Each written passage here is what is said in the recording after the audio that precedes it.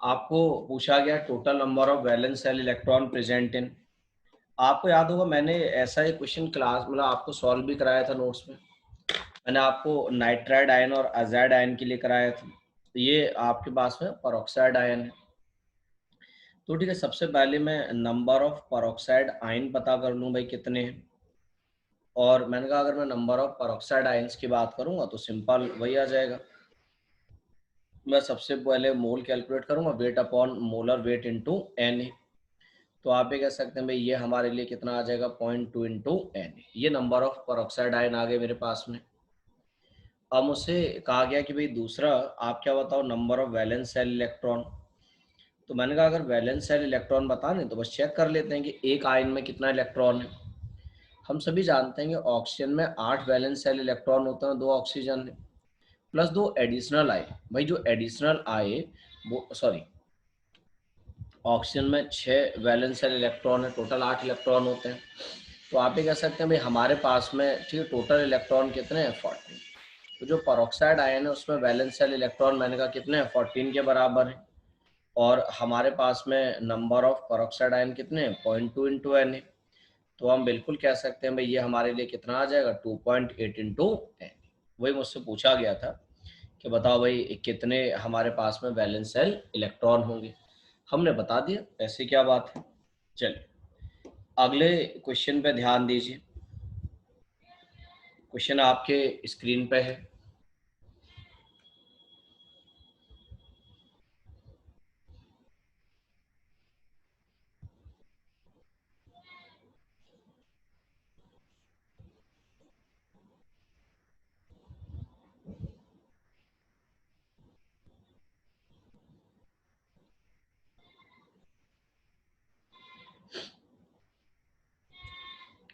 D, ठीक है, मान लेता हूं आपकी बात जो है।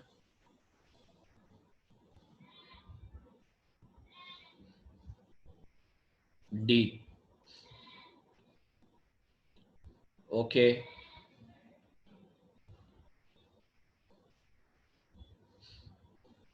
ठीक है भाई मान ली जाएगा आप कह रहे हैं तो। देखो मुझसे कहा गया कि quantity of 13.5 gram aluminium when changes to aluminium plus 3 ion in solution will lose. भाई नंबर ऑफ इलेक्ट्रॉन्स पूछे गए। तो सबसे पहले हम एक काम करें, ये कर लेंगे भाई हमारे पास में एल्यूमिनियम का मोल कितना है। मैंने कहा अगर मैं एल्यूमिनियम के मोल कैलकुलेट करूंगा तो मुझे मालूम है ये आ जाएगा वेट अपॉन एटॉमिक वेट। हम सभी को मालूम है भाई एटॉमिक वेट एल्यूमिनियम का 27 है। तो मैंने कहा ये हमारे पास में कितना आ जाएगा 1/2 आ गया। अब इतना आप सभी जानते हैं कि भाई एल्यूमिनियम जब एल्यूमिनियम +3 में कन्वर्ट होगा तो 3 इलेक्ट्रॉन लूज करेगा। तो मैंने कहा अगर मैं नंबर ऑफ इलेक्ट्रॉन्स की बात करूं तो आप ये कह सकते हैं भाई उसका मोल जो है हमारे पास में वो 1/2 है। मैं अगर उसे अवोगाड्रो नंबर से मल्टीप्लाई करूंगा तो नंबर ऑफ एल्यूमिनियम आयन मिल जाएगा या एल्यूमिनियम एटम मिल जाएगा। और एक एटम 3 इलेक्ट्रॉन लूज करेगा। तो अब हम बिल्कुल कह सकते हैं भाई हमारे पास में कितना आ जाएगा 9 इंटू 10⁻23। अच्छा कोई इस बात पे एतराज़ ना जताए कि आप अवोगाड्रो नंबर की वैल्यू 6.022 क्यों नहीं लेते हो। मतलब मैं कैलकुलेशन को आसान करने के लिए लिख देता हूँ कि भाई 6.022 और 6 में कोई डिफरेंस है नहीं, और बाद में वैसे भी 10⁻23 है तो क्या फ़र्क पड़ने वाला है। इसलिए मैं छोटी वैल्यू लेके काम चला देता हूँ। ठीक है, चलिए अगला क्वेश्चन देखिए स्क्रीन पे आपके। निहायत ही आसान क्वेश्चन है, आपके जीवन का सबसे आसान क्वेश्चन शायद यही होगा। वो लैंग्वेज जो भी लिखी है वो लिखे रहने दो, उससे मुझे मतलब नहीं है लैंग्वेज से।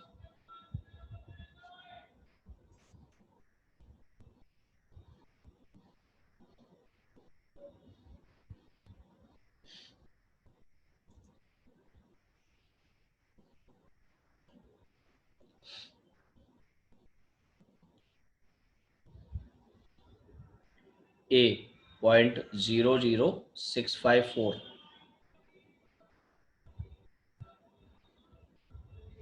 ठीक है चेक कर लेते हैं अभी। 1,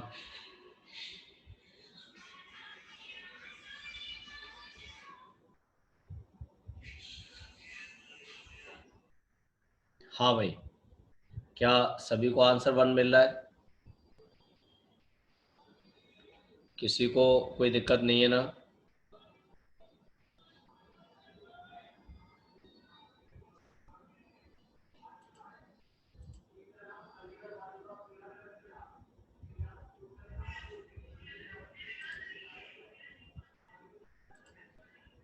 ठीक है, मैंने मान लिया आपकी बात कि भाई आंसर जो है वो 1 होगा। देखो आपको मालूम है भाई, सिंपल मुझसे ये तो पूछा गया कि how many moles are present in 1 gram of dopamine. तो मैं जानता हूँ भाई, mole is weight upon molar weight. Weight 1 gram दिया है, इसका मोलर वेट मुझे कैलकुलेट करना है। आपको मालूम भाई, कार्बन का 12 होता है, 8 कार्बन एटम है। हाइड्रोजन का 1 होता है, 11 हाइड्रोजन है। एक ऑक्सीजन का 16 होता है, 2 ऑक्सीजन है। एक नाइट्रोजन का 14 होता है। आपने कैलकुलेट किया होगा, आप ही मुझे बता दो, मैं वही लिख दूंगा। ये मोलर वेट कितना आया था? 152। क्या ठीक है, सहमति है आप लोगों की मुझे? 152, 153। 153 वाले ज़्यादा सदस्य हैं भाई, है ना? तो 153 मैं लिख देता हूँ। और मैंने कहा 1 को आपने 153 से डिवाइड किया होगा, तो ये 0.00654। खैर ये तो कोई प्रॉब्लम ही नहीं है। कोई नहीं तला भाई, बिल्कुल टेंशन ना लिया करो यार। छोटी सी जिंदगी है, गलतियां कुछ तो करनी चाहिए ना। चलो अगला क्वेश्चन देखो। The volume of 1 mole of water, ठीक है ना, एट एक्चुअली देखो, मैं ना जनरली क्लास में भी, आप जब क्लास ज्वाइन करोगे तो आपको पता चलेगा कि मैं पूरे सिंपल नाम नहीं लेता हूँ। मैं जनरली भाई लगाता हूँ सबके सामने, कि आप लोग मेरी उम्र के ही हो सबके सब, है ना? एक आध 2 साल छोटे हो गए मुझसे बस खाली। तो इसलिए जो है मैं ना, आप लोगों के डायरेक्ट नाम लेना अच्छा नहीं लगता है मुझे। समझ गया फिर भाई कि नहीं? हाँ भाई, इसका आंसर चेक करें। जैसे एक आंसर मेरे पास में बी आया हुआ है, ठीक है।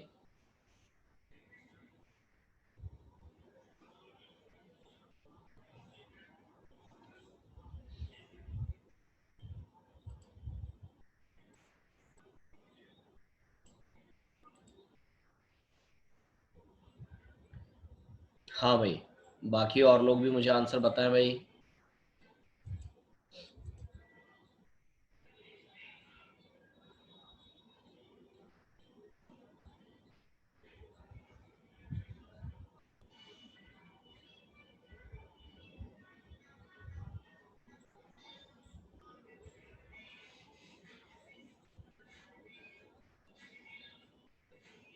ऐसा क्वेश्चन हम लोगों ने सॉल्व भी किया है क्लास में, याद करो, हम लोगों ने लेक्चर में सॉल्व कर रखा है सब। ठीक, अभी तक 3 लोगों ने मुझे आंसर दिया, और 3 क्या, अब तो ज़्यादा हो गए। सबका आंसर बी आ रहा है। ठीक, बी इन द मतलब सेकंड, या बी जो भी आप कहना चाहो कहो, उससे कोई फर्क नहीं पड़ता है। ठीक है, चेक कर ले। ओके, देखो आंसर सेकंड है, नो डाउट, कोई प्रॉब्लम भी नहीं है सेकंड आंसर में आपको। मुझसे कहा गया थी volume of 1 mole of water is 18 ml। खैर हम सभी जानते हैं, वो नहीं भी बताता तब भी हम जानते हैं भाई, हमें मालूम था पहले से। 1 ml of water contains 20 drops. The number of molecule in 1 drop of water will be। तो मुझे मालूम है कि भाई जो 20 ड्रॉप है मेरे पास में, वो 20 ड्रॉप्स किसके बराबर है? 1 ml के बराबर है ना? अगर ऐसा है तो आप ये कह सकते हैं भाई एक ड्रॉप का वॉल्यूम कितना आ जाएगा। तो मैंने कहा कि भाई 1/20 ml, ये वॉल्यूम आ गया। और हम सभी इस बात को बड़े बढ़िया तरीके से आज से पहले पढ़ चुके हैं कि भाई जो हमारे पास में वॉल्यूम होता है वही वेट होता है इन केस ऑफ वाटर की, उसकी डेंसिटी 1 होती है। तो अब मैं यहाँ से नंबर ऑफ मॉलिक्यूल्स कैलकुलेट कर दूंगा। तो मैंने कहा अगर मैं नंबर ऑफ मॉलिक्यूल्स कैलकुलेट करूंगा तो वो simple mole into Avogadro number से आ जाएगा। मोल अगर मैं कैलकुलेट करूंगा, वेट दे रखा है, मोल कैलकुलेट करने के लिए मैं उसे क्या करूंगा, मोलर वेट से डिवाइड करूंगा जो कि 18 है, और अवोगाड्रो नंबर Na से मल्टीप्लाई कर दूंगा। मैंने कहा वो मेरे पास में कितना आ जाएगा, 1/60 इंटू 10⁻23। और जैसा कि आप लोग सॉल्व करके बता रहे हैं कि ये वैल्यू आपके हिसाब से कितनी आ रही है, 1.67 इंटू 10⁻21 आ रही है। ठीक है, सभी लोग सहमत हैं भाई? चलिए अगला क्वेश्चन देखिए क्या है।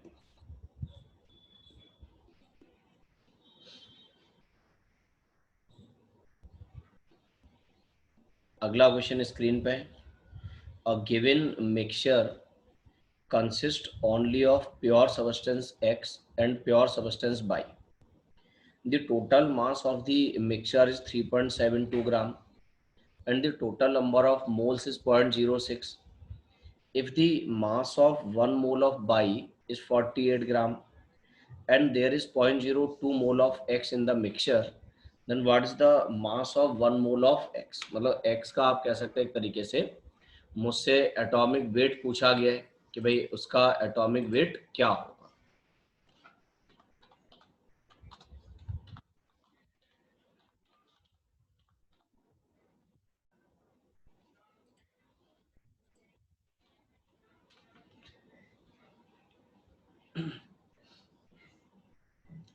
एक आंसर आया मेरे पास में 90 ग्राम।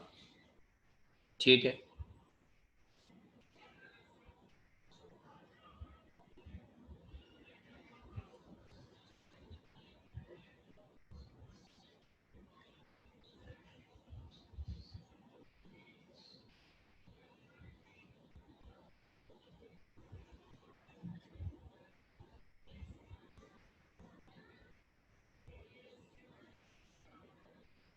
वन 90 ग्राम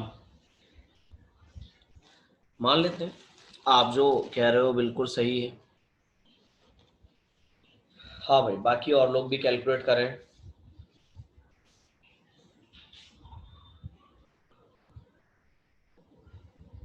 हालांकि क्वेश्चन तो आसान है, लैंग्वेज बेशक आपको थोड़ी बड़ी सी लग रही हो देखने में, लेकिन ओवरऑल क्वेश्चन जो है वो आसान ही है।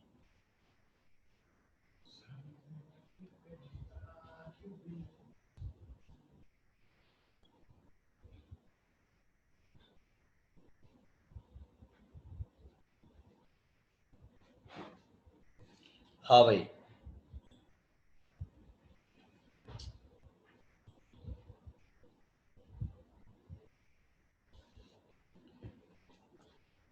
बाकी और लोग बताएं भाई, बाकी बहुत सारे लोग बाकी हैं भी आंसर बताने के लिए।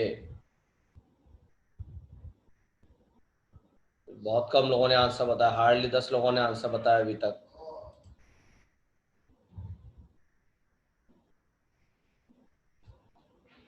देखो आपको मालूम है, सिंपल यही काम करना है। मुझे जो इन्फॉर्मेशन दी है उसने कहा कि टोटल नंबर ऑफ मोल ये है, ठीक है, और उसने कहा कि एक्स का मोल इतना है। तो मुझे पता चल गया कि भाई एक्स का मोल अगर मेरे पास में 0.02 है, तो नो डाउट मैं जानता हूँ कि भाई बाई का मोल कितना है, 0.04 हो जाएगा, क्योंकि टोटल मोल यही था। भाई मैं अगर मिक्सचर का वेट निकालता तो वेट क्या करता, मोल को मोलर वेट से मल्टीप्लाई कर देता। ठीक है ना। अगर मैं मोलर वेट से मल्टीप्लाई करता तो मान लो एक्स का मोल कितना है, 0.02 है। उसका एटॉमिक वेट क्या है मैं नहीं जानता, सिंपल मैंने जो है वो ए कंसिडर कर लिया। ठीक है। बस मुझे एक सेकंड दीजिएगा।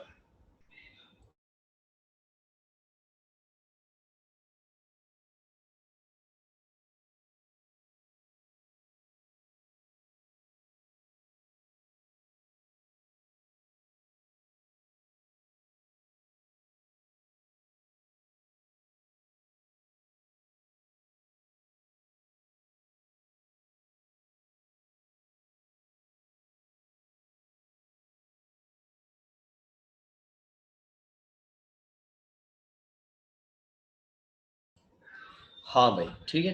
तो मैंने कहा मुझे मालूम है भाई एक्स का मोल जो है 0.02 है, मैं नहीं जानता उसका एटॉमिक वेट, मैंने ए कंसिडर कर लिया।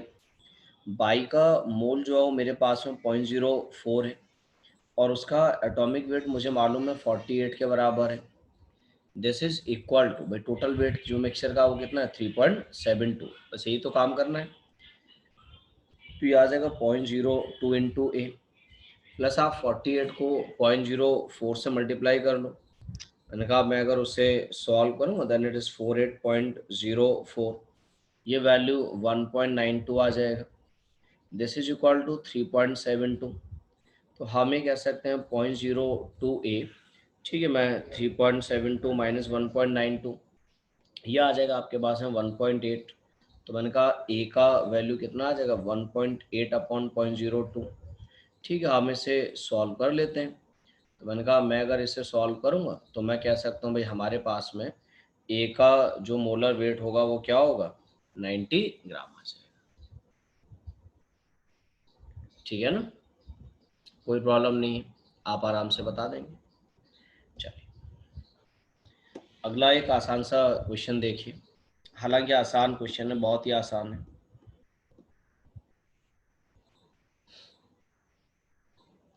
फटाफट से देखिए और मुझे आंसर बताइए क्या आएगा।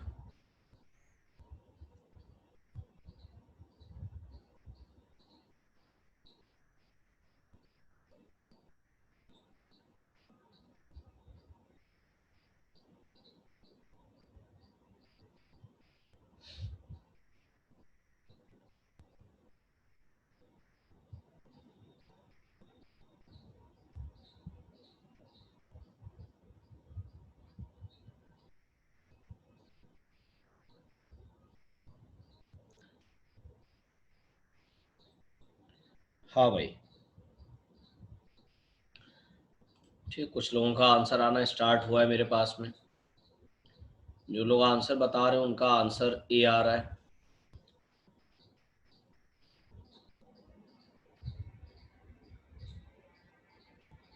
ठीक है ना, 2.69 इंटू 10 की पावर 19 या 2.7 कह दो, कोई प्रॉब्लम नहीं है।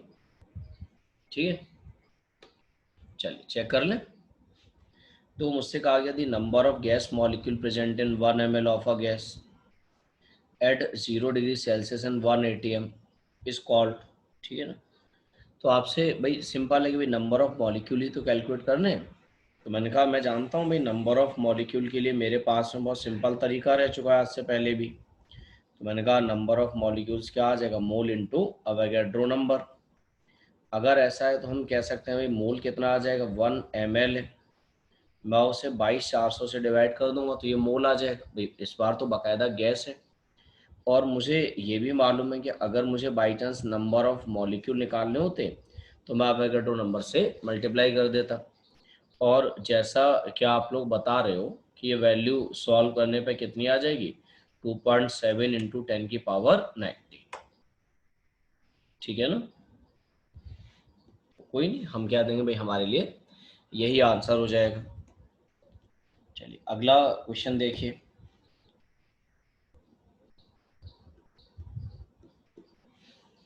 आसान सा क्वेश्चन है हालांकि ये भी।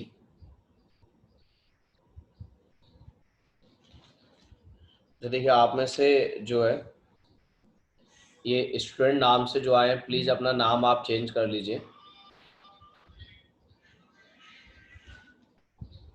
ठीक है, जो भी स्टूडेंट नाम से आए हुए हैं आप अपना नाम चेंज कर लीजिए।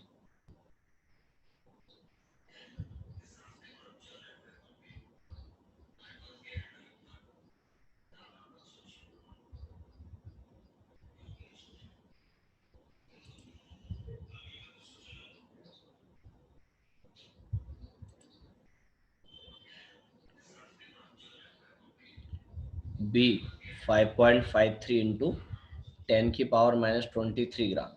ठीक है, अभी चेक कर लेंगे।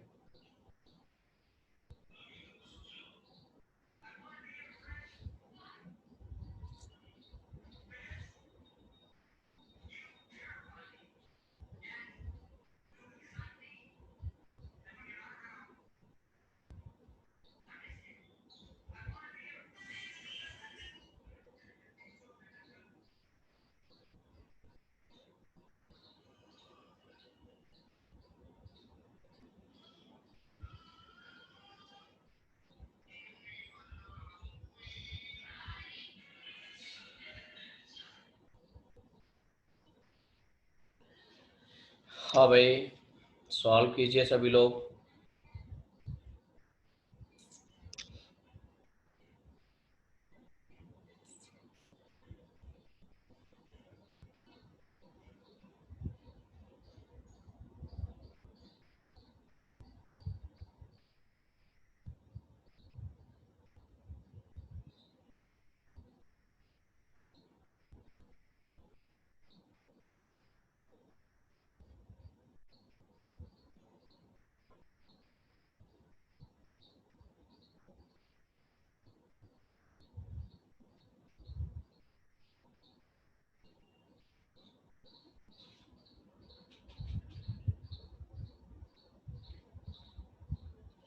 चलिए एक बार चेक कर लेते हैं। देखो जैसे मुझे मालूम है कि इस बार ठीक है, मुझे जो कंडीशन गिवन है आप देख रहे हैं 76 सेंटीमीटर मतलब 1 ATM गिवन है और 273 केल्विन, तो वो भी आप कह सकते हैं भाई मेरे पास में 0 डिग्री सेल्सियस गिवन है। मतलब स्टिल आप देखेंगे कि हमें एनटीपी कंडीशन दी है। हाँ मान लो अगर मेरे पास में एनटीपी कंडीशन नहीं होती तो हम सभी भली भांति जानते हैं भाई P V equal to NRT हम लगा सकते थे। हालांकि क्योंकि कंडीशन एनटीपी की ही तो है, इनका मेरे पास में 76 सेंटीमीटर दे रखा है और आप कह सकते हैं भाई हमारे पास में जो है वो 0 डिग्री सेल्सियस दे रखा है। तो मुझे एक बार मोल जो है वो वॉल्यूम से पता चल जाएंगे। तो मैंने कहा अगर मैं यहाँ से मोल कैलकुलेट करूँगा तो वो कितना है 448 ml है। और हम जानते हैं भाई ऐसे केस में हम 22,400 से डिवाइड कर देंगे। ठीक है, हमारे पास में मैंने कहा ये मोल आ जाएगा। तो अगर हम इसे सॉल्व करेंगे तो हमें कह सकते हैं भाई ये हमारे पास में 100 टाइम्स हो जाएगा और ये 2 टाइम्स चला जाएगा, या आप सिंपल कह पाएंगे भाई वो कितना 1/50 आ जाएगा। मेरे पास में मैंने कहा ये हमारे लिए मोल मिल जाएगा हमें। अब अगर ऐसा है तो ठीक है, हम सिंपल एक बार वेट से भी तो मोल कैलकुलेट कर सकते थे। तो उसने कहा कि 2 ग्राम वेट है हमारे पास में, तो आप ये कह सकते हैं भाई उसका मोल कितना आ जाएगा, वेट अपॉन मोलर वेट। भाई मोल हम किसी भी तरीके से कैलकुलेट करें बात तो वही रहेगी। तो मैं ये कह सकता हूँ कि भाई उसका जो मोलर वेट होगा वो कितना आ जाएगा यहाँ से 100। ये हमारे पास में मोलर वेट आ गया और इन टर्म्स ऑफ ग्राम आ गया, सॉरी ठीक है ना, ये आ गया हमारे पास में 100 मोलर वेट निकल के आ गया। अब उसने कहा कि the mass of each atom is, भाई ये तो जाहिर सी बात है कि हमारे पास में जो वेट आया उसने कहा ट्राई एटॉमिक गैसियस एलिमेंट है, तो ये तो 3 मोल एटम का वेट है ना, ये मोलर वेट 100 ग्राम है। तो अब आपका मन है आप डायरेक्टली चाहो तो यहाँ से weight of 1 mole of atom निकाल दो। तो मैंने कहा अगर मैं weight of 1 mole of atom अगर कैलकुलेट करता तो मुझे मालूम है भाई 3 मोल एटम का वेट 100 ग्राम है, तो 1 मोल एटम का वेट कितना हो जाता 100/3 ग्राम, ये आ जाता मेरे पास में। ठीक है ना, मैंने कहा ये हमारे पास में क्या है 1 मोल एटम का वेट है। उसने कहा एक एटम का वेट बताओ भाई क्वेश्चन में। तो वेट ऑफ 1 एटम अगर मुझे कैलकुलेट करना होता तो आप सभी जानते हैं मुझे क्या करना चाहिए था, मुझे अवोगाड्रो नंबर से मल्टीप्लाई कर देना चाहिए था, सॉरी डिवाइड कर देना चाहिए था। तो मैंने कहा ये मेरे पास में डेटा आ जाएगा। तो हम ये कह सकते हैं भाई ठीक है, अगर मैं इसे सॉल्व करने की बात करूंगा देन इट इज 100/18 इंटू 10⁻⁻23 आ जाएगा। या आप कह सकते हैं भाई 100/18 इज 5.53 आ जाएगा इंटू 10⁻⁻23 ग्राम आ जाएगा। तो आपको पता चल गया कि भाई हमारे पास में जो एक एटम का वेट है वो कितना हो जाएगा 5.53 इंटू 10⁻⁻23 ग्राम। ठीक है, समझ गए आप इस बात को कि भाई मुझे जो इन्फॉर्मेशन दी मैंने उसे अप्लाई किया। उससे पहले एक बार मैंने वॉल्यूम वाले फॉर्मूले से मोल निकाला, एक बार मैंने वेट वाले फॉर्मूले से मोल निकाला। भाई मोल में किसी फॉर्मूले से निकालूं मोल तो बराबर ही होने हैं। मैंने दोनों को इक्वेट कर दिया जिससे मुझे मोलर वेट पता चल गया। मोलर वेट पता चला क्योंकि वो ट्राई एटॉमिक था, मतलब वो तो 3 एटम के पता चला। मुझे एक एटम का निकालना था तो मैंने उसके लिए उसे 3 से डिवाइड कर दिया, लेकिन वो 1 मोल एटम का पता चला। एक एटम का निकालने के लिए फिर मैंने उसे क्या किया एवोगाड्रो नंबर से डिवाइड कर दिया। तो उसके बेसिस पर मुझे फाइनली पता चला कि भाई आंसर ये रहेगा। ठीक है, चलिए फटाफट से अगला क्वेश्चन नोट करिए। क्वेश्चन क्या है अगला, from 2 milligram calcium 1.2 into 10⁻19 atoms are removed, the number of gram atoms of calcium left is. चलो फटाफट से मुझे 3 क्वेश्चन और बचे हैं बता दो, फिर हम अपना एप्लीकेशन ऑफ मोल स्टार्ट करेंगे आगे।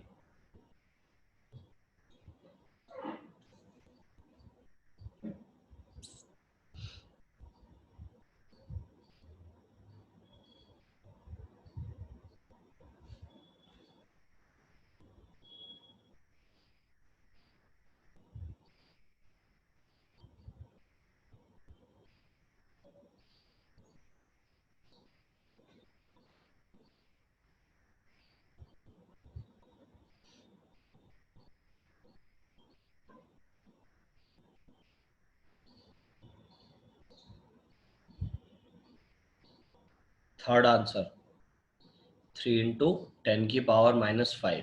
ठीक है,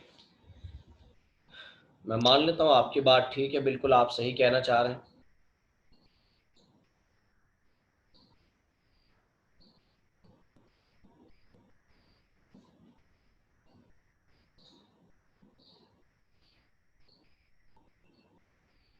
हाँ भाई, जो सिंपल है, ठीक है, हम बता देंगे। हमें मालूम है कि मुझसे ग्राम एटम्स पूछे गए, तो ये बात तो हमें समझ में आ रही है कि भाई हमसे मोल ही तो कैलकुलेट कराएगा अल्टीमेटली। तो सबसे पहले मेरे पास में 2 मिलीग्राम कैल्शियम था। मैं अगर उसके मोल कैलकुलेट करता तो मिलीग्राम को ग्राम में रखता, तो 10 की पावर -3 से मल्टीप्लाई करता। और कैल्शियम का हम कह सकते हैं भाई हमारे पास में क्या एटॉमिक वेट 40 के बराबर है। तो हम इसे अगर सॉल्व करते तो 1/20 इंटू 10 की पावर -3 आ जाता, या आप कह सकते हैं वो 5 इंटू 10 की पावर -5 आ जाता। ठीक है ना, इस तरह का हम कह सकते थे। तो वीडियो अगर लैग कर रहा है तो हो सकता है आपका नेट का कुछ डिस्टर्बेंस चल रहा होगा, क्योंकि मेरी तरफ से तो प्रॉपर है, मेरी तरफ से कोई प्रॉब्लम नहीं आ रही है। उसने कहा कि भाई हमने इतने एटम रिमूव कर दिए, तो पता कर लेते हैं कि भाई कितना मोल हमने रिमूव कर दिया। तो अगर मुझे नंबर गिवन है तो मैं जानता हूँ मोल कैलकुलेट करने के लिए मैं क्या करूँगा, नंबर वाला फॉर्मूला अप्लाई कर दूंगा। तो मोल अपॉन अवोगाड्रो नंबर। मैंने कहा मैं इसे अगर सॉल्व करूँगा तो मैं कह सकता हूँ भाई ये 0.2 है, और ये मेरे पास में कितना आ जाएगा 0.2 इंटू 10 की पावर -4, या मैं लिख सकता हूँ 2 इंटू 10 की पावर -5। तो आप ये कह सकते हैं कि भाई कितना मोल बचा है, मुझसे ये तो पूछा जा रहा है। तो मैंने कहा अगर मैं मोल लेफ्ट की बात करूं तो इनिशियली मेरे पास में 5 इंटू 10 की पावर -5 मोल था, उसमें से 2 इंटू 10 की पावर -5 हमने हटा दिया, तो हमारे पास में बच कितना जाएगा 3 इंटू 10 की पावर -5, और वही मुझसे पूछा गया कि भाई कितना रहा हो। चलो अगला क्वेश्चन देखो, बहुत आसान सा क्वेश्चन है, फटाफट से बता दो। The number of gram molecules of oxygen in 6.02 into 10 की पावर 24 CO molecules।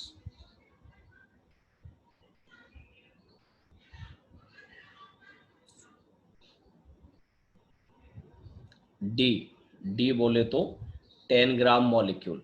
चेक कर लेते हैं। अच्छा एक बात बताओ, मेरा आंसर मतलब बोल के स्टार्ट करते हो बताना या अपना आंसर बताते हो आप लोग? जैसे मैंने एक आंसर डी बोल दिया, किसी ने बताया मैंने डी बोल दिया, तो उसके बाद में डी वालों की लाइन लग गई, लेकिन बीच में कुछ लोगों ने बताया है, तो जैसे 5 ग्राम मॉलिक्यूल वाला आंसर भी आया मेरे पास में, है ना, लेकिन मैक्सिमम आंसर डी वाला आया। अपना आंसर है आपका पर्सनल, चलो ठीक है, मान लिया कि आपका अपना पर्सनल आंसर है ये।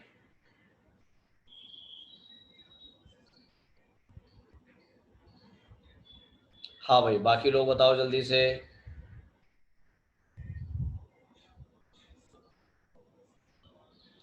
Number of gram molecule of oxygen, answer 5 होगा। देखो कैसे होगा मैं बताता हूँ। एक काम करो, सबसे पहले सीओ के मोल कैलकुलेट कर लो, चलो ये तो काम कर ही दोगे। तो मैंने कहा मैं अगर मोल ऑफ सीओ कैलकुलेट करता कार्बन मोनोऑक्साइड, तो वो था 6.023 इंटू 10 की पावर 24 डिवाइडेड बाई 6.022 इंटू 10 की पावर 23। मैंने कहा मैं अगर इसे कैलकुलेट करता तो आप ये कह सकते हैं भाई ये 10 आ जाता, कोई प्रॉब्लम नहीं थी। आपसे मैं अगर कहता कि भाई मोल ऑफ ऑक्सीजन एटम कितना है, तो वो भी आप कह देते कि भाई मेरे पास में 10 हो गया, इसमें भी कोई दिक्कत नहीं है। एक बात बताओ, अगर ऑक्सीजन एटम का मोल 10 है तो नंबर ऑफ O2 कितना होगा हमारे पास में? अगर मैंने कहा मैं मोल ऑफ O2 मॉलिक्यूल की बात करूंगा तो 5 हो जाएगा भाई, क्योंकि दो ऑक्सीजन एटम से मिलके आपको मालूम है एक O2 बनता है। तो उसने कहा था कि number of gram molecule, gram molecule का मतलब क्या है, सिंपल O2 के कितने मोल ऑफ मॉलिक्यूल हैं, और हमें मालूम है O2 के कितने मोल हैं, 5 है, इसलिए मैंने कहा नंबर ऑफ ग्राम मॉलिक्यूल कितना होगा मेरे लिए 5 हो जाएगा। ठीक है ना, चलिए फटाफट से अगला क्वेश्चन नोट करिए। अगला क्वेश्चन क्या है?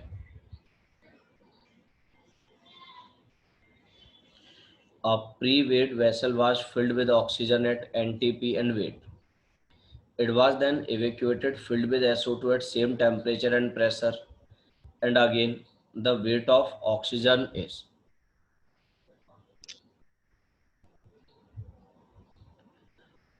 ठीक है, एक आंसर मेरे पास फोर्थ आया है, 1/4 दैट ऑफ SO2। एक आंसर सेकंड आया है, half of that of SO2।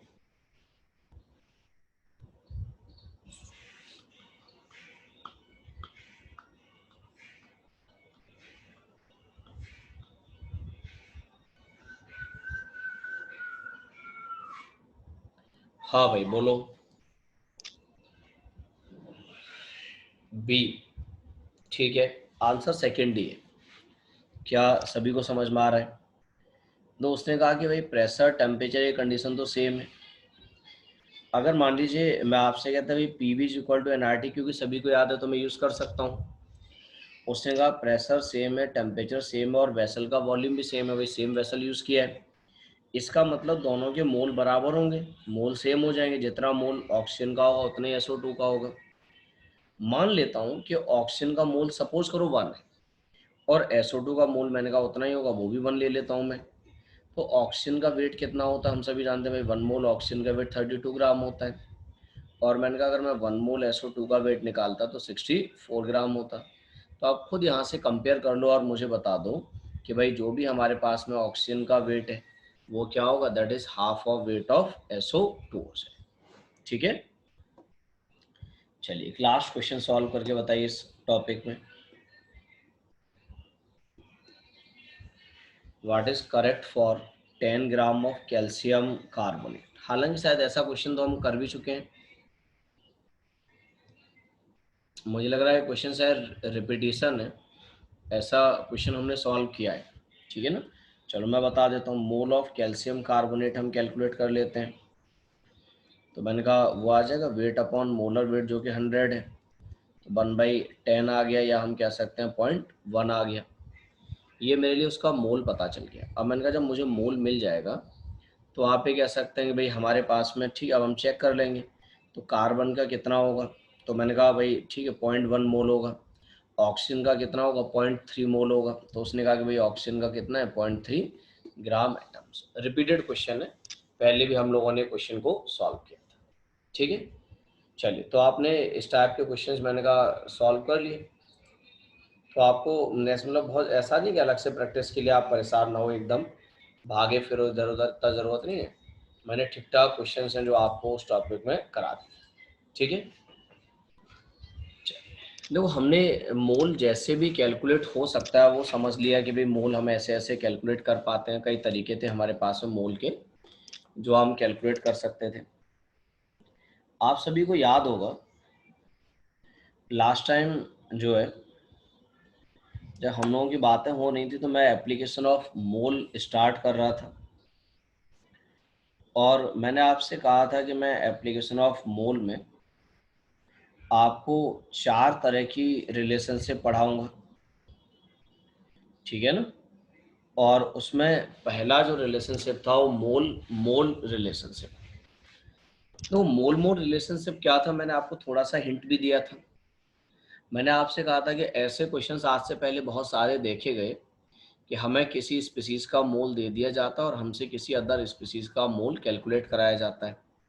ऐसे मतलब मैंने कहा कई क्वेश्चंस हम लोगों से आज से पहले पूछे गए। तो मैंने कहा कि मैं अगर मोल मोल रिलेशनशिप की बात करूं तो आप ये बात कह सकते हैं कि भाई इसमें क्या है, वो मैं आपको समझा रहा हूँ। तो सबसे पहली बात है कि मैं जब एप्लीकेशन ऑफ मोल की बात करूंगा तो एप्लीकेशन ऑफ मोल में नो डाउट आप सभी ने आज से पहले ये नाम खूब सुन रखा है, बड़ा फेमस नेम है, लिमिटिंग रिएजेंट, है ना। मैंने कहा मैं थोड़ा सा इसी को डिस्कस कर देता हूँ। आप सभी जानते हैं भाई लिमिटिंग रिएजेंट क्या होता है हमारे लिए। तो क्या लगता है आपको, मैं ऐसा लिख दूं, the chemical species which reacts first, या मतलब रिएक्ट की जगह आप कह सकते हैं और consume completely is known as limiting reagent. मैंने कहा लिमिटिंग रिएजेंट की अगर मैं बात करूं तो बहुत सिंपल सी लैंग्वेज में हम ये जरूर कह सकते हैं कि भाई वो केमिकल स्पीसीज जो किसी भी रिएक्शन में कंप्लीटली खत्म हो जाए, वो केमिकल स्पीसीज मेरे लिए क्या होगा, लिमिटिंग रिएजेंट कहलाएगा। अच्छा एक बात बताओ, मान लो मैं आपसे कहता कि मान लो किसी एक केमिकल स्पीसीज का, मतलब मैंने मतलब दो केमिकल स्पीसीज ले रखे हैं ए और बी। सपोज करो मैंने एक का मोल जो है 1 ले रखा है और एक का मोल जो है मैंने 10 ले रखा है, ऐसे ही। तो आपको क्या लगता है कि उनमें से लिमिटिंग स्पीसीज कौन सी होगी, उनमें से लिमिटिंग रिएजेंट कौन सा होगा? क्योंकि आप जानते हैं भाई इस वाले पोर्शन को पढ़ने के लिए लिमिटिंग रिएजेंट का पता होना ज़रूरी है, क्योंकि बिना लिमिटिंग रिएजेंट के कोई कैलकुलेशन करना हमारे लिए पॉसिबल है ही नहीं। आप मुझे बताओ, मैं आपसे जो कह रहा हूँ ये कह रहा हूँ कि अगर मान लो मेरे पास दो केमिकल स्पीसीज मैंने लिए, एक का मोल मैंने 1 ले लिया और एक का मोल मैंने सपोज करो 10 ले लिया, तो आपको क्या लगता है आपके हिसाब से उनमें से कौन सा लिमिटिंग रिएजेंट होगा?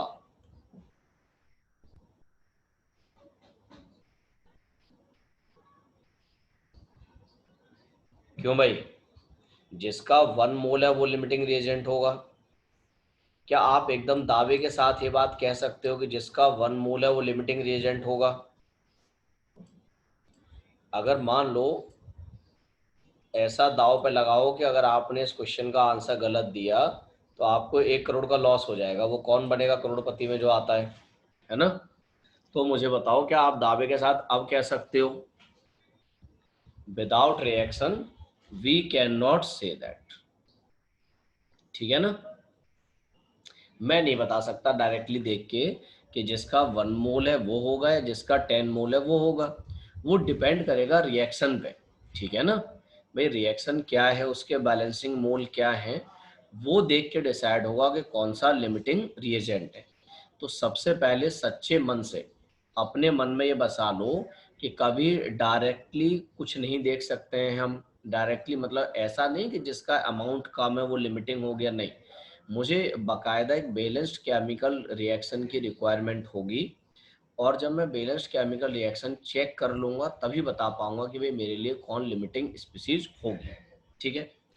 तो लिमिटिंग रिएजेंट कैलकुलेट करने के लिए हम क्या करते हैं, हम करते ही हैं कि जो भी हमारे पास गिवन मोल होता है, गिवन मोल मतलब जो आप कह सकते हैं मतलब क्वेश्चन में दिया है कि हमने इसका इतना मोल लिया इतना मोल लिया, मैंने कहा उस गिवन मोल को हम उसके बैलेंसिंग मोल से डिवाइड कर देते हैं, या जो बैलेंसिंग मोल होते हैं उन्हीं को हम एक और नाम देते हैं। मैंने कहा वो हमारे लिए क्या है, स्टोइचियोमेट्रिक कोफिशिएंट भी कहलाते हैं। तो हम क्या करते हैं कि भाई हमारे पास में जब भी हमें पहचानना होता है कि भाई जो डिफरेंट स्पीसीज हैं उनमें से कौन सा स्पीसीज हमारे लिए लिमिटिंग है, तो मैंने कहा उसके लिए मैं क्या करता हूँ, जो गिवन मोल है मतलब जो क्वेश्चन में दिया है कि हमने इस स्पीसीज का इतना मोल लिया, उस मोल को बैलेंसिंग मोल से डिवाइड कर देता हूँ, या मैंने कहा स्टोइचियोमेट्रिक कोफिशिएंट भी कह देते हैं उसको। और आप ये कह सकते हैं जब हमने अलग अलग स्पीसीज के लिए ये काम किया, तो ये काम करने पे जिस केस में ये वैल्यू मिनिमम निकल के आ जाए, जो वैल्यू सबसे छोटी आ जाए, वही हमारे लिए क्या कहलाएगा, लिमिटिंग रिएजेंट कहलाएगा। ठीक है ना? देखो जो भी कैलकुलेशन है, ऐसा नहीं कि आप बहुत छोटे बच्चे हो आपको नहीं मालूम है, भाई इतना आपको मालूम है, आपने 11th-12th में थोड़ा सा पढ़ा इसके बारे में। तो मैंने कहा कि भाई जो भी कैलकुलेशन है कि कौन सा स्पीसीज कितना बनेगा, कौन सा स्पीसीज कितना बचेगा, ये सारी जिम्मेदारी किसको दी गई है भाई, ये सारी की सारी जिम्मेदारी मिली हुई है, आप कह सकते हैं लिमिटिंग रिएजेंट को। हम जो भी कैलकुलेशन करेंगे, हम जो भी बात बढ़ाएंगे आगे, वो सारी बातें किसके बेसिस पर बढ़ाई जाएंगी, लिमिटिंग रिएजेंट के। आप कह सकते हैं एक लिमिटिंग हो गया, तो जो बच गया भाई, जो कंप्लीटली खत्म हो गया वो तो लिमिटिंग हो गया, और मैंने कहा कुछ तो बचा ना भाई, तो जो बच गया वो मेरे लिए क्या है, एक्सिस कहलाएगा, उसे हम एक्सिस स्पीसीज कह देते हैं। तो हमारा जो टारगेट है वो यही रहेगा, ठीक है ना। मैंने कहा टारगेट क्या है मेरा, टारगेट ये है कि जैसे सपोज करो मैं आपको एक मतलब क्वेश्चन की फॉर्मेट में स्टार्ट करता हूँ। मान लो मैं आपको अमोनिया की फॉर्मेशन की रिएक्शन लिख के देता, बहुत फेमस रिएक्शन है, इवन रिसेंटली 2017 18 2018 में इसका क्वेश्चन भी आ चुका है। मोल कॉन्सेप्ट का ही क्वेश्चन था, इसी रिएक्शन पे बेस्ड पूछा था इसी पार्ट से। जैसे मान लो मैंने अमोनिया की फॉर्मेशन कंसीडर की N2 + 3H2 2NH3, और मैंने कहा कि भाई हमें मालूम है ये रिएक्शन बैलेंस्ड फॉर्म में, भाई रिएक्शन बैलेंस्ड नहीं है तो आप बैलेंस कर लोगे, ये था आप जानते हो। इस रिएक्शन को देख के आप ये जरूर कह सकते हो कि भाई हमारे पास में, मतलब मैंने कहा इस रिएक्शन को देख के मैं ये कह सकता हूँ कि जब 1 मोल नाइट्रोजन का रिएक्ट करेगा तब 3 मोल हाइड्रोजन का रिएक्ट करेगा, और उसके करस्पॉन्डिंग क्या होगा, 2 मोल अमोनिया का फॉर्म, ठीक है ना। मैंने कहा ये बात लिखने में कम से कम एटलीस्ट किसी को आप में से कोई दिक्कत नहीं है कि भाई किसी भी रिएक्शन की बैलेंसिंग को देख के हम ये काम कर सकते हैं। अब आप ये कह सकते हो कि भाई अगर हमारे पास में ऐसी कंडीशन है तो मुझे क्या क्वेश्चन में कोई भी रैंडम मोल दे दिए जाएंगे। जैसे सपोज करो मुझसे कहा जाता है कि भाई मैंने नाइट्रोजन का 2 मोल ले रखा है और मैंने हाइड्रोजन का जो है वो 5 मोल ले रखा है। तो मुझे जो जानना है वो जानने वाली बात यह है सबसे पहले कि भाई लिमिटिंग रिएजेंट कौन है। भाई एक लिमिटिंग है तो कोई एक एक्सिस में भी है, तो कौन सा स्पीसीज एक्सिस में है ये भी जानना है। और मैंने कहा मुझे ये भी पता करना है कि भाई हमारे पास में चलो ठीक है अमोनिया बनेगा, तो मोल ऑफ अमोनिया फॉर्म्ड कितना है ये पता करना है। अब कोई एक एक्सिस स्पीसीज बचेगा, तो जो भी एक्सिस स्पीसीज होगा उस स्पीसीज का मोल कितना होगा वो भी पता करना है मुझे, ठीक है ना। तो मेरा आपसे कहना क्या था, अभी मेरी बात सुनो एक। अच्छा वो क्वेश्चन 2019 में आया था, ठीक है आरम भाई आपकी बात सही है।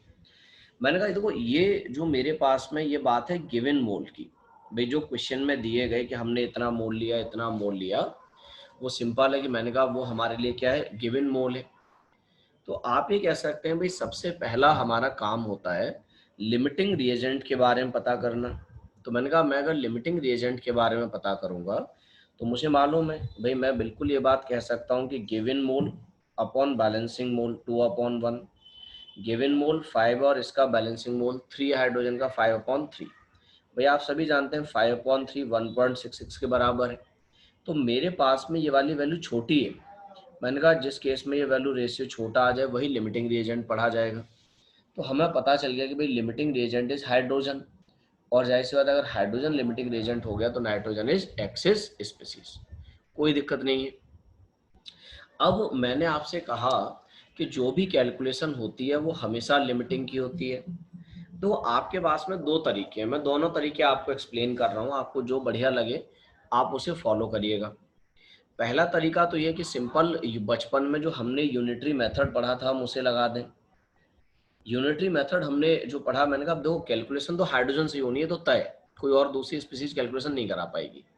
मैंने कहा मैं अगर हाइड्रोजन को लेके कैलकुलेट करूँ और पहले अमोनिया की कैलकुलेशन करूंगा, तो मैं ये बात जरूर जानता हूँ कि भाई जब हमारे पास में 3 मोल हाइड्रोजन रिएक्ट करता है तो वहां से अमोनिया कितना बनता है, 2 मोल अमोनिया फॉर्म होता है। इसमें किसी को एतराज भी नहीं है, भाई सभी देख रहे हैं इस बात को कि भाई 3 मोल हाइड्रोजन से अमोनिया के 2 मोल बन रहे हैं। मैंने हाइड्रोजन का लिया कितना है, 5 मोल है।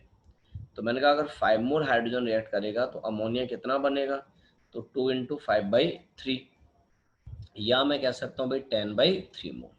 तो मुझसे ये बात पूछी गई थी कि अमोनिया कितना बनेगा, तो मुझे पता चल गया कि भाई उसका 3.33 मोल बनेगा। बहुत बढ़िया बात है ये। आपको मालूम है भाई नाइट्रोजन एक्सिस में, इसलिए नाइट्रोजन बच गया, कितना बचा वो भी पता कर लेंगे। तो मैंने उसके लिए पहले ये पता कर लें कि नाइट्रोजन रिएक्ट कितना कर गया, तो बचा हुआ तो पता चल ही जाएगा। तो मैंने कहा अब मैं नाइट्रोजन के लिए सॉल्व कर देता हूँ। तो मुझे मालूम है कि जब 3 मोल हाइड्रोजन का रिएक्ट करता है तो उस कंडीशन में नाइट्रोजन का कितना करता है भैया, 1 मोल करता है। सभी इस बात को देख पा रहे हैं क्या, हमने हाइड्रोजन लिया कितना है, 5 मोल हाइड्रोजन रिएक्ट कराया हमने, तो कितना आ जाएगा मेरे पास में 5 × 1/3। तो मैंने कहा वो कितना आ जाएगा 5/3 मोल। इतना नाइट्रोजन जो हुई तो रिएक्ट कर गया भाई। मैंने कहा ये बात तो रिएक्ट करने वाली पता चली। तो मैंने कहा अगर मैं मोल ऑफ नाइट्रोजन लेफ्ट की बात करूंगा तो मैंने 2 मोल लिया था इनिशियली, जिसमें से 5/3 जो है वो कह सकते हैं आप रिएक्ट कर गया। तो मैं अगर एलसीएम लेके सॉल्व करूं तो उसका बच कितना जाएगा, 1/3। ठीक है, मुझे एक बार बताया जाए भाई, जो मैंने अभी एक्सप्लेन किया, क्या आप सभी की सहमति है इस बात को लेके कि हाँ भाई ठीक है, किसी को कोई प्रॉब्लम नहीं है इसमें? बोलो भाई, कोई प्रॉब्लम नहीं है ना? ये काम कर सकते हैं बिल्कुल आराम से कि सबसे पहले लिमिटिंग रीजन पता कर लेंगे, जो लिमिटिंग है उससे कैलकुलेट करेंगे, यूनिटी मेथड लगा के काम चला लेंगे, और कोई भी क्वेश्चन होगा सॉल्व वैसे ही होना, ये तो एकदम तय हमारे पास में। अब देखो मैंने कहा दूसरा हमारे लिए क्या है, देखो सिंपल है, बहुत ज़्यादा टफ नहीं है। सबसे पहले लिमिटिंग रीजन पता करते हैं, जिसमें गिवन मोल को बैलेंसिंग मोल से डिवाइड करते हैं, उसमें से जो छोटी वैल्यू आती है वो लिमिटिंग होता है। अब वो बाद में यूनिटी मेथड लगा देते हैं। यूनिटी मेथड लगाते हैं तो पहले अमोनिया के लिए लगा दिया, तो हमें मालूम है कि भाई जब हमारे पास 3 मोल हाइड्रोजन का रिएक्ट करता है तब अमोनिया को 2 मोल बनता है। हमने 5 मोल लिया है तो 5 मोल से कितना बनेगा, कैलकुलेट करके आंसर मिल गया। लाइकवाइज नाइट्रोजन के लिए सॉल्व किया गया कि जब 3 मोल हाइड्रोजन का रिएक्ट करता है तो नाइट्रोजन का 1 करता है, तो 5 मोल से कितना करेगा, 5/3 करेगा। 5/3 तो रिएक्ट करेगा, इनिशियली 2 मोल था तो बच कितना गया, 2 - 5/3। वो सॉल्व करके पता चल गया 1/3 बच गया। ठीक है, तो दूसरा आप एक और काम कर सकते हो। एक काम ये कर सकते हो कि कोई भी मेरे पास अगर एक रिएक्शन है, मान लो इस तरीके का, AA plus BB CC plus DD, मान लो इस टाइप का कोई भी अगर एक रिएक्शन है मेरे पास में, तो आप इसके लिए ऐसे लिख सकते हो, मोल ऑफ स्पीसीज A जो रिएक्ट करेगा upon its balancing mole, this is equal to mole of species B जो रिएक्ट करेगा upon its balancing mole, this is equal to mole of species C upon its balancing mole, mole of D formed upon its balancing. ठीक है, मतलब ऐसा काम हमने याद है एक बार रेट के लिए किया था केमिकल काइनेटिक्स में, वैसा ही काम करने के लिए मैंने केमिकल मतलब मैंने मोल कॉन्सेप्ट में कह दिया कि अगर हमारे पास कोई भी इस तरह का एक बैलेंस्ड केमिकल रिएक्शन है तो मैं ये काम कर सकता हूँ कि जिस स्पीसीज का मोल मैंने लिखा उसके मतलब मोल को बैलेंसिंग मोल से डिवाइड कर दूंगा मैं। लेकिन एक बात ध्यान रखनी है कि यहाँ जो मोल है वो रिएक्टेड वाले मोल हैं, ये बचे हुए नहीं है। ये कितने रिएक्ट कर गए ये उन मोल को रिप्रेजेंट करेगा। भाई जाहिर सी बात है ये ए और बी तो रिएक्टेंट है, तो मैंने कहा ए और बी अगर रिएक्टेंट है तो ये रिएक्टेड मोल को रिप्रेजेंट करेगा। और आप ये कह सकते हो भाई सी और डी प्रोडक्ट है, तो आप ये कह सकते हो भाई ये तो बन रहा है, तो मैंने कहा ये क्या होगा मेरे पास में, फॉर्म्ड मोल को रिप्रेजेंट करेगा। ठीक है, तो हमें ये दोनों बातें समझ में आ गई कि भाई हमारे पास में रिएक्टेड मोल क्या है और फॉर्म्ड मोल क्या है। ठीक, अब क्या है, मैंने कहा मैं अगर चाहूँ तो ये काम कहीं भी अप्लाई कर सकता हूँ। जैसे मान लो सपोज करो मैं इस रिएक्शन में ये काम कोशिश करता अप्लाई करने की, तो मैं ऐसे ही तो लगाता कि भाई मोल ऑफ नाइट्रोजन जो रिएक्ट किया अपॉन इट्स बैलेंसिंग मोल जो कि 1 है, मोल ऑफ हाइड्रोजन जो रिएक्ट कर रहा है अपॉन इट्स बैलेंसिंग मोल जो कि 3 है, मोल ऑफ अमोनिया जो कि बन रहा है अपॉन इट्स बैलेंसिंग मोल जो कि 2। मैं ये लिख सकता था, लेकिन मैंने कहा कि ये आपको कैलकुलेशन लिमिटिंग रिएजेंट से ही करनी है। लिमिटिंग रिएजेंट क्योंकि हाइड्रोजन है, तो मैंने कहा अगर हम चाहें तो हाइड्रोजन के बेसिस पर कैलकुलेशन कर सकते हैं। तो एक बार मान लो मैं इन दोनों को यूज़ कर लेता, तो मैंने कहा हाइड्रोजन का मैंने कितना मोल लिया है, 5/3, this is equal to mole of ammonia formed upon 2। तो क्या मुझे पता चल जाएगा यहाँ से कि भाई अमोनिया का मोल कितना बना, तो मुझे पता चल गया भाई 10/3 बना। यही काम हमने सेम किया था। अगला आप कह सकते हैं भाई नाइट्रोजन के लिए अगर मैं अप्लाई करता, मैं इन दोनों को अगर यूज़ कर लेता, तो जो नाइट्रोजन है मैंने कहा mole of nitrogen upon 1 this is equal to mole of hydrogen upon 3। तो आप ये कह सकते हैं कि अगर मैंने ये कंडीशन अप्लाई की, ठीक है ना, तो हमारे पास में क्या आ जाएगा भाई, नाइट्रोजन का जो मोल है वो कितना है, तो हम ये देख रहे हैं कि भाई नाइट्रोजन का जो मोल हमें पता करना है कितना रिएक्ट करेगा, हाइड्रोजन का मोल कितना है, 5/3। तो आपको ये पता चल गया कि नाइट्रोजन का मोल जो है वो 5/3 रिएक्ट करेगा। तो आपका मन है, मैंने कहा आप जैसे मैंने ये यूनिटरी मेथड लगा के समझाया आपको, आप ऐसे सॉल्व कर लो तब भी मुझे कोई दिक्कत नहीं है। ठीक है ना, और मानो अगर आप ऐसे ये कहानी लिख के चाहो तब भी मुझे कोई दिक्कत नहीं है, लेकिन मुझे दिक्कत इस बात से है बस खाली कि आप बस कैलकुलेशन बिना लिमिटिंग रीजन पहचाने नहीं कर सकते हो। जब तक आप लिमिटिंग रीजन नहीं पहचान पाओगे तब तक कैलकुलेशन नहीं होगी। इसीलिए लिमिटिंग रीजन को पहचानना आपके लिए मस्ट कंडीशन है, उसके बाद ही हम कोई कैलकुलेशन आगे बढ़ा पाएंगे। ठीक है, बोलो भाई। तो मैं अब क्वेश्चन आपको दूं, आप सॉल्व करके मुझे आंसर बताया करोगे हर बार। चलो देखते हैं। मेरा टारगेट क्वेश्चन लिखना है। अच्छा चलो मैं एक बार इसी रिएक्शन को कॉपी कर दे रहा हूँ, और अभी जो मैं क्वेश्चन कराऊंगा उसमें सिर्फ मोल से रिलेटेड बात करूंगा, मोल ही दूंगा और मोल ही पूछूंगा आपसे। हर टाइप की रिलेशनशिप हम अलग अलग पढ़ेंगे, अलग अलग डील करेंगे।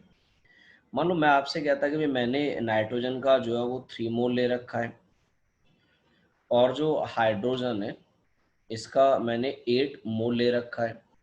तो मुझे वो सारी चीज़ें बतानी है, मतलब मुझे लिखने की ज़रूरत नहीं है, आपको पता है क्या क्या बताना है, कि कौन सा लिमिटिंग रिएजेंट है, कौन एक्सेस में है, कितना मोल जो है वो अमोनिया का बनेगा, मोल ऑफ अमोनिया फॉर्म्ड कितना है। भाई ठीक है, अगर कोई स्पीसीज एक्सेस में है तो उसका मोल बचेगा, तो कितना बचा ये भी बताना। जैसा कि कुछ लोगों का कहना है कि लिमिटिंग रिएजेंट इज नाइट्रोजन, और कुछ लोगों का कहना ये भी है कि लिमिटिंग रिएजेंट इज हाइड्रोजन। अब आपको डिसाइड करना है कि आपके मुताबिक लिमिटिंग रिएजेंट कौन होगा। हाइड्रोजन। चलो अगर हाइड्रोजन है तो बाकी कैलकुलेशन करना स्टार्ट कर दो फटाफट से। जैसे एक क्वेश्चन आंसर और आया, मोल ऑफ नाइट्रोजन लेफ्ट, नाइट्रोजन बचेगा, और नाइट्रोजन का जो मोल बचेगा वो 1/3 बचेगा। ठीक है, फटाफट से कैलकुलेट करा दो।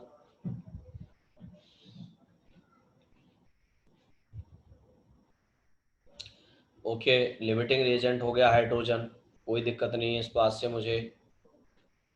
अमोनिया का मोल जो बन रहा है वो 16/3 बन रहा है। ठीक है, बिल्कुल सही है आपकी बातें।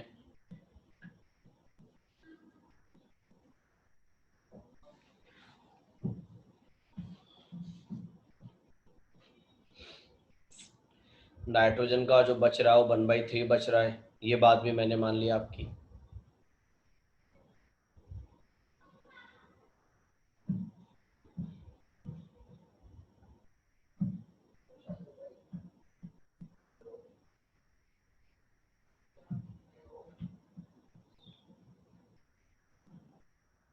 ठीक है, चेक कर लिया जाए। देखो मैंने कहा ये बात तो सभी को दिख रही है कि भाई जब नाइट्रोजन का 1 मोल रिएक्ट कर रहा है, 3 मोल हाइड्रोजन का रिएक्ट कर रहा है, तो यहाँ से 2 मोल अमोनिया का बन रहा है। मैंने कहा ये सभी देख पा रहे हैं। मैंने कहा सबसे पहला हमारा जो मकसद है वो क्या है, लिमिटिंग रिएजेंट पता करना। मैंने कहा जो भी क्वेश्चन में दिया गया भाई वो तो गिवन मोल है मेरे लिए।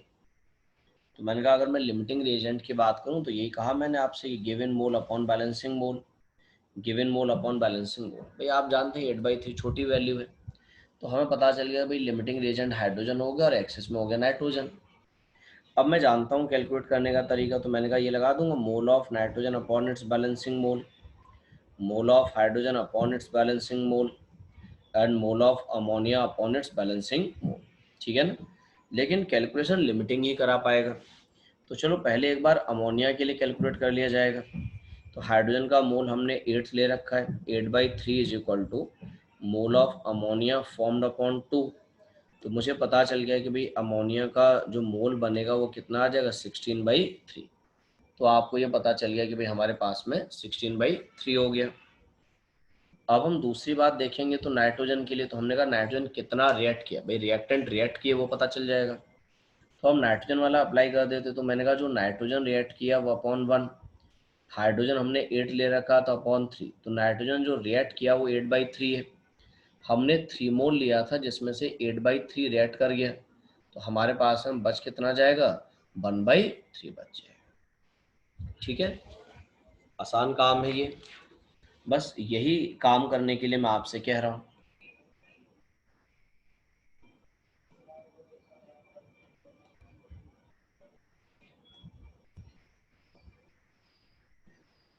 जैसे ये मेरे पास में, मैं आपसे कहता भाई मैंने ए का 1 मोल लिया है, बी का 2 मोल लिया है, सी का 1 मोल लिया और डी का मैंने सपोज करो 2 मोल ले रखा है।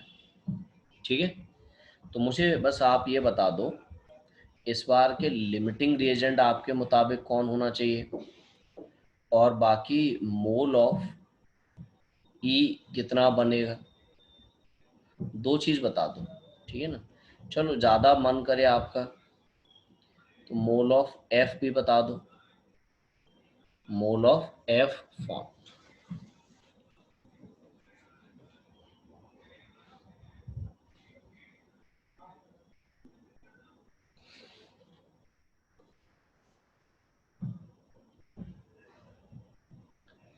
लिमिटिंग रिएजेंट है सी। चलिए मेरे पास में जो अभी तक लिमिटिंग रिएजेंट का आंसर आया वो सी आया। ठीक है, लिमिटिंग रिएजेंट अगर सी है तो फटाफट से ई और एफ के कितने कितने मोल बनेंगे ये और बता दो।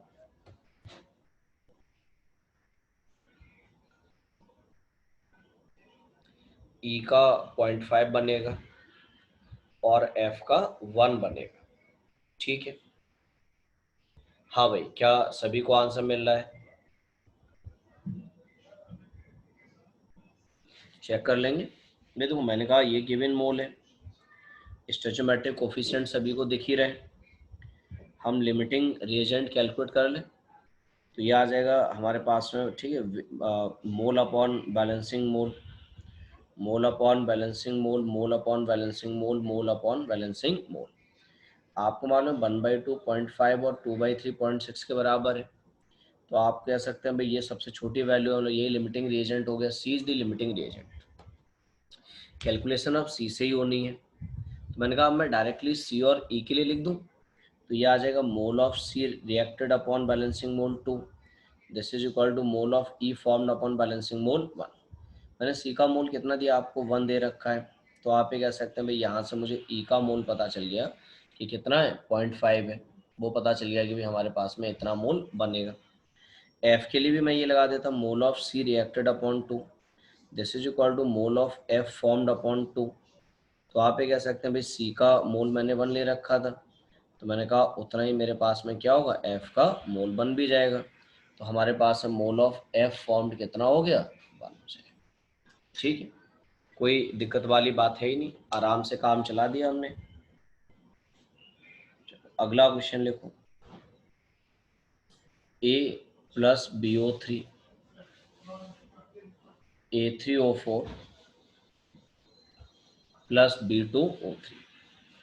मेरा कहना आपसे है कि मैंने 2 मोल ए का लिया है और 2 मोल BO3 का लिया है, तो मुझे जानना है कि भाई यहाँ पे जो जानना है मुझे वो क्या क्या है, कि सबसे पहले कौन लिमिटिंग रिएजेंट है, कौन मेरे लिए एक्सिस में प्रेजेंट होने वाली स्पीसीज है, और मोल ऑफ A3O4 फॉर्म्ड कितना है।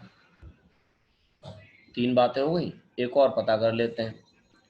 मोल ऑफ जो एक्सेस है उसका बचेगा कुछ, उसका कितना बचेगा वो बता।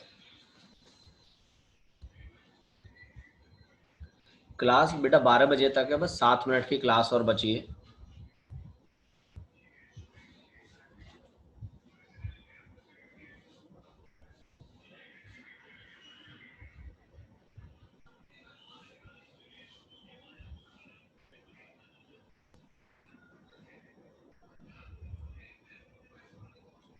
हाँ, कल केमिस्ट्री क्लास नहीं होगी तो आपके पास शेड्यूल आ जाएगा, क्लास कैसे होगी उसका शेड्यूल आ जाएगा आपके पास में। कि हो सकता है बॉटनी वाले सर की एक्चुअली तबीयत खराब थी, तो उनकी तबीयत अगर सही होगी तो हो सकता है कल आपकी बॉटनी क्लास भी हो जाए। हाँ भाई।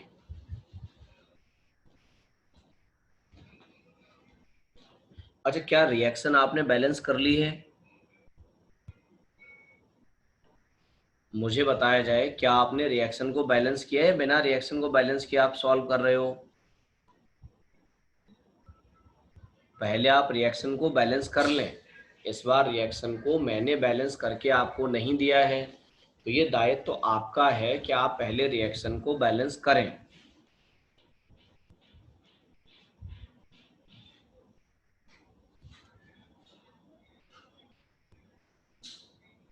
मोल ऑफ बी बचे हैं,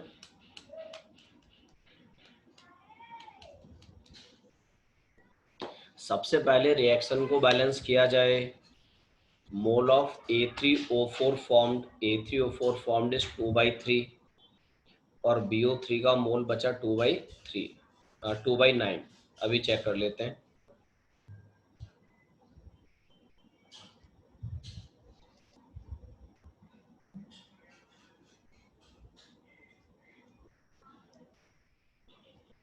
हाँ भाई, अच्छा मुझे बताओ किस किसने रिएक्शन बैलेंस कर लिए, किस किसने आप में से रिएक्शन बैलेंस कर ली है? बैलेंस्ड है? ओके, चलिए मैं बैलेंस कर रहा हूँ, चेक कर लेना आप लोग कि आपने जो किया वो ठीक है कि नहीं है। देखो आपको मालूम है इस बार जो मुझे रिएक्शन दिया वो यही तो है, A+BO3 और प्रोडक्ट आपको दे रखा है A3O4 + B2O3। मैं ठीक है बैलेंसिंग की बात करूं, मैं एक काम करता हूं, पहले बी देख लेता हूं। राइट में 2 बी एटम है, लेफ्ट में भी 2 बी एटम होने चाहिए, मैंने 2 कर दिए। अब ऑक्सीजन की बैलेंसिंग की बारी ले लेते हैं। लेफ्ट में आप देखोगे 6 ऑक्सीजन है, राइट में 3 ऑक्सीजन तो यहाँ पे भी है, तो सिर्फ इसमें मुझे 3 ऑक्सीजन चाहिए, तो मैं इसे 3/4 से मल्टीप्लाई कर दूँ। अब आप ए देखेंगे तो राइट में 9/4 हो गया, तो लेफ्ट में ए भी 9/4 होना चाहिए, तो मैंने 9/4 से मल्टीप्लाई कर दिया। या तो आप ऐसे देख लो, या आप एक काम करो, इस पूरे को आप 4 से मल्टीप्लाई कर दो। ठीक है चारों एकदम। मैंने कहा अगर हम इस 4 से मल्टीप्लाई कर देंगे तो 9A + 8BO3, प्रोडक्ट साइड में आप देखोगे तो 3A3O4 + 4B2O3। आप दूसरा काम ये भी कर सकते थे, ठीक है ना। तो ये मैंने कहा पहला आपकी जिम्मेदारी थी रिएक्शन को बैलेंस करना, तभी तो सॉल्व होगी। अब हम अपने काम शुरू कर देते हैं कि मुझे ए का भी 2 मोल दिया क्वेश्चन में और बी का भी 2 मोल दिया था।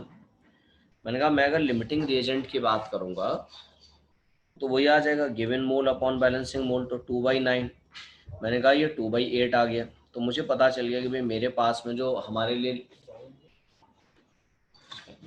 हमारे पास में जो है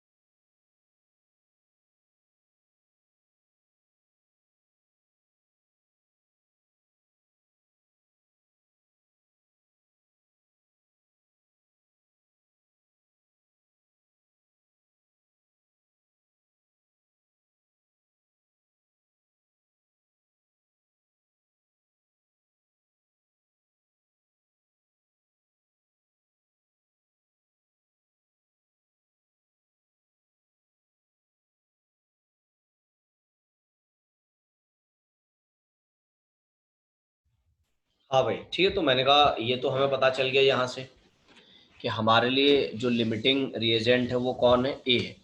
कम से कम ये पता चल गया। भैया इससे बात है, अगर ए लिमिटिंग रिएजेंट है तो BO3 हमारे लिए एक्सेस वाली स्पीसीज हो गई, इसमें भी कोई दिक्कत नहीं है भाई, ये भी चलो हमारे लिए काम पूरा हो गया। अब हम जानते हैं, हमें वो कहानी मालूम है कि आगे सॉल्व करने की हमारी कहानी क्या है। तो मैंने कहा अब मैं बिल्कुल लिख सकता हूँ कि mole of A reacted upon its balancing mole, this is equal to mole of BO3 reacted upon its balancing mole. This is equal to mole of A3O4 formed upon its balancing mole.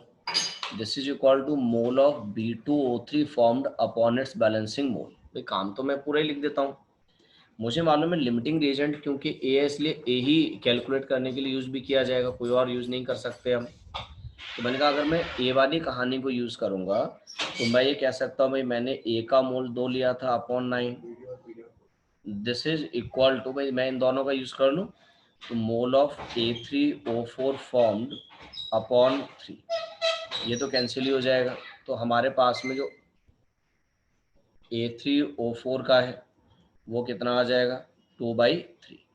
ठीक है भाई, ये पता चल गया कि भाई A3O4 जो बनेगा वो 2/3 बनेगा। अब बात आती है भाई मोल लेफ्ट, तो BO3 हमारे पास में ज़्यादा था ना, ये बचेगा। तो हम ये देख लेंगे BO3 कितना रिएक्ट किया, तो A से ही कैलकुलेट किया जाएगा। तो मैं इन दोनों का यूज़ करूँगा इस बार। तो A का मोल मुझे मालूम है 2/9, this is equal to mole of BO3 reacted upon balancing mole 8।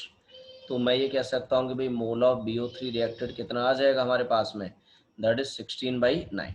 ठीक, ये रिएक्ट कर गया। तो उसका लेफ्ट कितना आ जाएगा भाई, था कितना हमारे पास इनिशियली 2 था, -16/9। मैं उसे अगर एलसीएम लेके सॉल्व कर लूँगा तो कितना आ जाएगा, 2/9। हाँ भाई बोलो, तो क्या आप मेरी इस बात से सहमत हो? क्वेश्चन समझ में आ गया? देखो बैलेंसिंग की जिम्मेदारी आपकी है, आप ये कहोगे नहीं अब हमसे बैलेंसिंग नहीं हो रही है, तो आप समझो देखो बैलेंसिंग तो मैं नहीं आप मतलब बता सकता, वो तो आपको ही मालूम है कि भाई हिट एंड ट्रायल होता है और उसी तरीके से बैलेंसिंग हमें करनी होती है। ठीक है ना, और वो आपको मतलब जो है 10th क्लास से पढ़ाई जा रही है, अभी से नहीं। 10th क्लास से घर वालों ने आपके ऊपर पैसे बर्बाद किए हैं अच्छे अच्छे स्कूल में पढ़ा पढ़ा के, क्यों? ये मौका है उन्हें कुछ रिटर्न करने का, तो इसीलिए थोड़ा सा टाइम है, जम के पढ़ लो एकदम।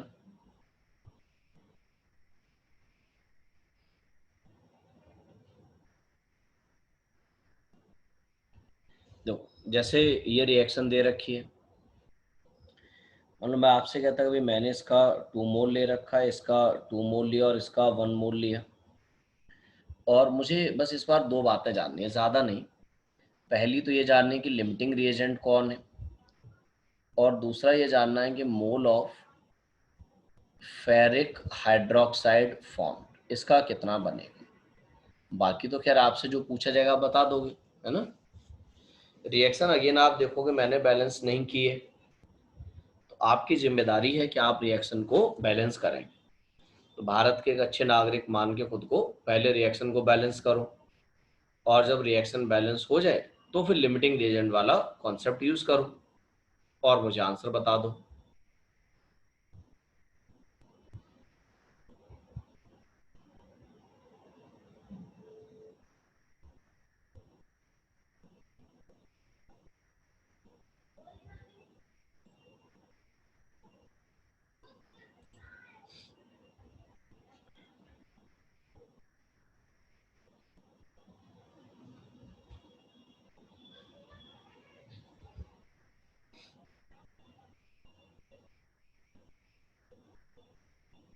H2O लिमिटिंग रिएजेंट है, ठीक है चेक कर लेंगे। अगर मैंने कहा H2O हमारे लिए लिमिटिंग रिएजेंट है तो हम देख लेंगे।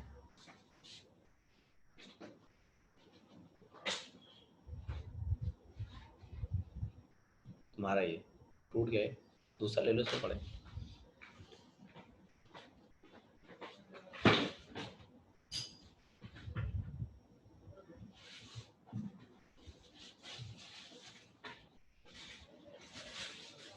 हाँ भाई बोलो। चलो लिमिटिंग रिएजेंट माना मैंने H2O है, फेरिक हाइड्रोक्साइड का मोल कितना बनेगा, 8/3। एक आंसर 8/3 आ चुका है मेरे पास में।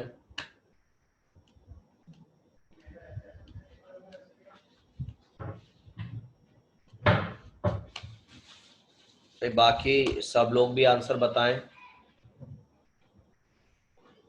एक आंसर 2/3 आया हुआ है।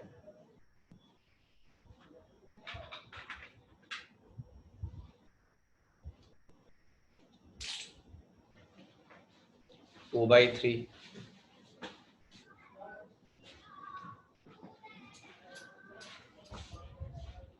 मैक्सिमम लोगों का आंसर जो 2/3 आ रहा है भाई।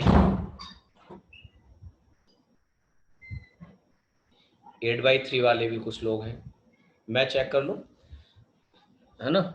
फाइनलाइज मैं कर देता हूँ किसका आंसर सही है। तो सबसे पहले रिएक्शन को बैलेंस किया जाए, बिना बैलेंसिंग के तो हम जानते हैं बात बनती ही नहीं, कुछ भी हो जाए। अगर हम रिएक्शन को बैलेंस करेंगे, लेफ्ट में 2 आयरन है, राइट में भी 2 आयरन होना चाहिए, मैंने 2 से मल्टीप्लाई कर लिया, 2/3 देखते हैं, है ना। आपको मालूम है हमारे पास राइट में कितना हाइड्रोजन हो गया, तो 6 हाइड्रोजन हो गया, लेफ्ट में भी 6 होना चाहिए, वो कर दिया।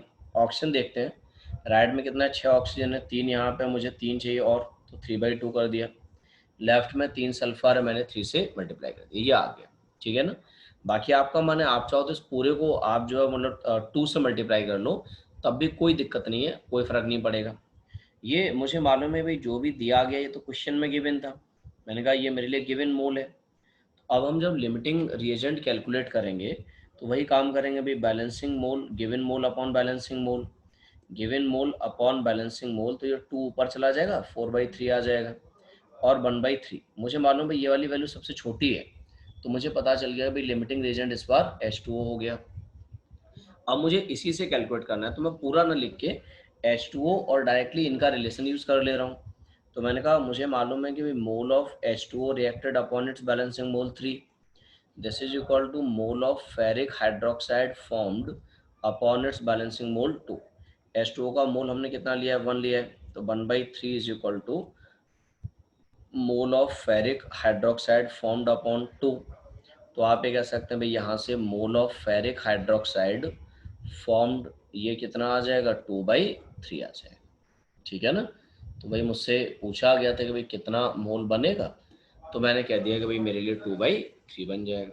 कोई दिक्कत किसी को? एक क्वेश्चन और कर देता हूँ, क्योंकि मैंने अभी मैसेज देखा कि जूलॉजी क्लास 12:20 से, एक क्वेश्चन और कर लो, फिर बाकी क्वेश्चन अगली क्लास में सॉल्व कर लेंगे। एक आसान सा क्वेश्चन और लास्ट ईयर में पूछा हुआ क्वेश्चन है, find mole of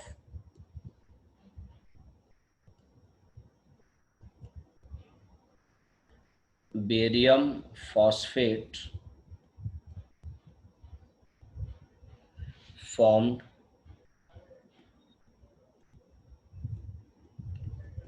on reaction with 0.5 mole of barium chloride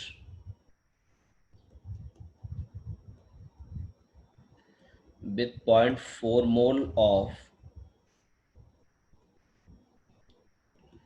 sodium phosphate.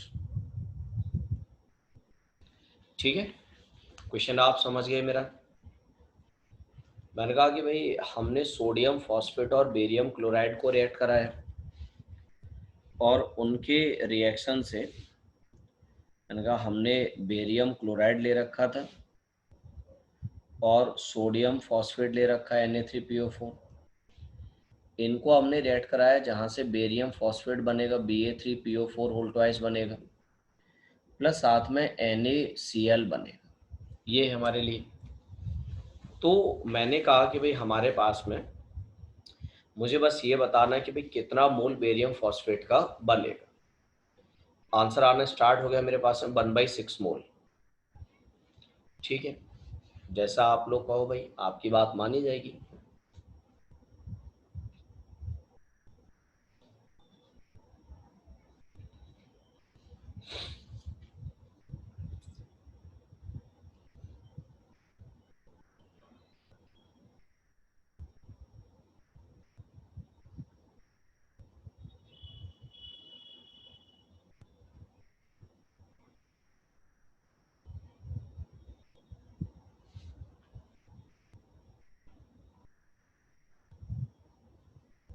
हाँ भाई बताओ।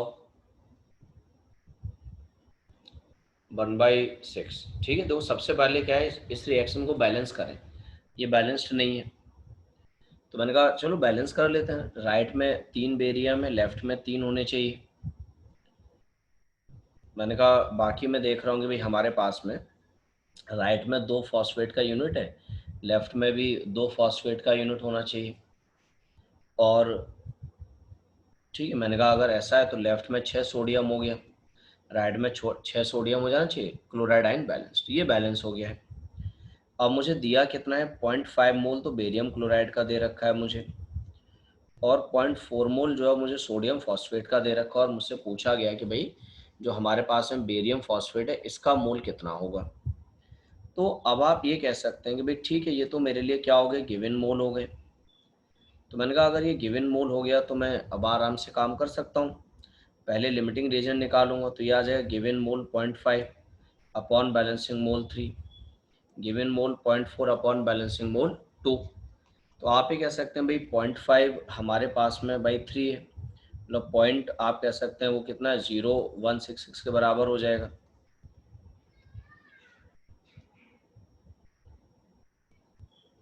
ठीक है, और मैंने कहा ये हम देखेंगे तो ये कितना हमारे लिए 0.2। तो आप ये कह सकते हैं कि भाई सिंपल ये मेरे लिए क्या लिमिटिंग रिएजेंट है। अब अगर ये लिमिटिंग रिएजेंट है आपके पास में तो सिंपल इसी से कैलकुलेट कर दें, अब तो कोई दिक्कत नहीं है।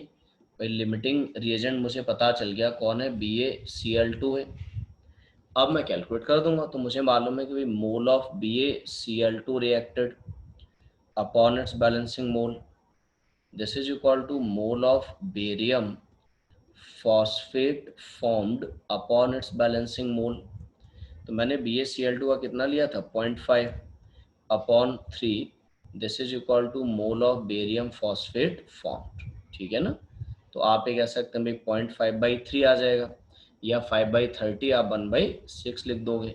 वो तो आपका मन है, आपकी श्रद्धा है कि आप कैसे आंसर बताओ, 0.166 बता दो, 0.17, मतलब सभी चल जाएंगे। वो सारे आंसर जो आप कह सकते हैं जायज है उस केस में। ठीक है।